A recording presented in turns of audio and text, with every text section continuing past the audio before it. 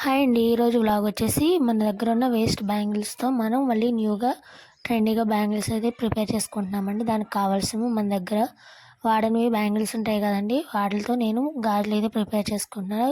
అవి ఎలా తయారు చేసుకోవాలో చూడండి. ముందుగా మన దగ్గర ఉన్న గాజులని మనకి ఏ సైజ్ అయితే మనకి బ్యాంగిల్ కావాలో, నాకైతే కొంచెం లెంతీగా కావాలని 5 బ్యాంగిల్స్ని ఫ్యాబ్రిక్ గ్లూతో అంటించుకొని దాని మీద క్లాత్ అయితే స్టిచ్ చేసుకున్నాను. చూసారా ఎంత నీట్గా వచ్చినాయో. గాజులు అయితే చాలా బాగున్నాయి.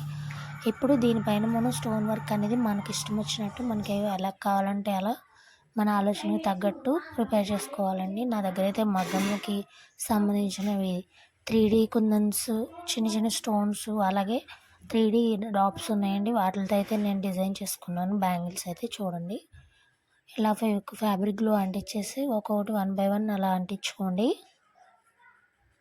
చూడడానికి అయితే లుక్ అయితే చాలా బాగుంటుందండి. మనకి ఏ శారీ మీదకైనా సరే మనకి క్లాత్ మిగిలిందంటే సేమ్ శారీ బ్లౌజ్కి సంబంధించినట్టు బ్యాంగిల్స్ అయితే మనం అయితే ఇంట్లోనే ప్రిపేర్ చేసుకోవచ్చండి. ఇవే బయట అయితే మనకి 500 అలా ఉంటాయి అన్నమాట. పెయిర్ వచ్చేసి ఒకసారి చూడండి. చూసారు కదండి, ఇలా 1 by 1 మనకి నచ్చినట్టు ఎలా కావాలంటే అలా ప్రిపేర్ చేసుకోవడమే బ్యాంగిల్స్ అయితే.